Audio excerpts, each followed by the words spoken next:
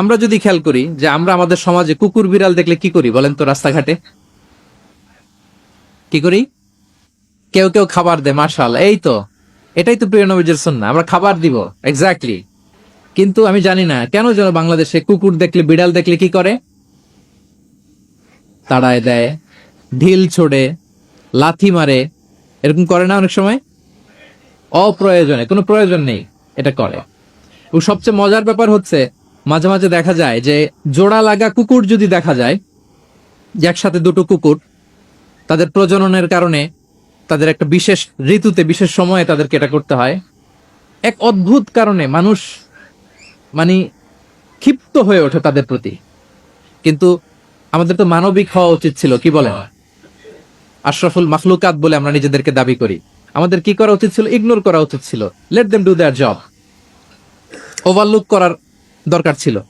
কিন্তু কোন এক অদৃশ্য কারণে আমরা এরকম দৃশ্য দেখলে হিংস্র হয়ে উঠি, লাঠি দিয়ে মারি, ওখানে মানুষ জড়ো হই। কিন্তু তাদের একটা সফল প্রজননের জন্য, বংশবিস্তারের জন্য এটা প্রয়োজন।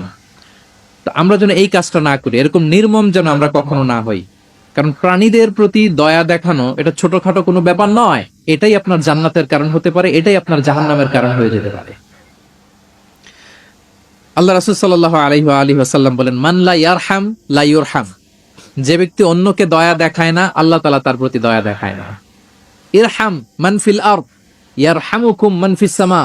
এই দুনিয়াতে যারা আছে তোমরা তাদের প্রতি দয়া দেখাও, যিনি আকাশে আছেন তিনি তোমাদের প্রতি দয়া দেখাবেন। তাহলে এই জমিনে কি শুধু আমরাই থাকি নাকি? না পশু পাখি প্রাণী এগুলোও থাকে?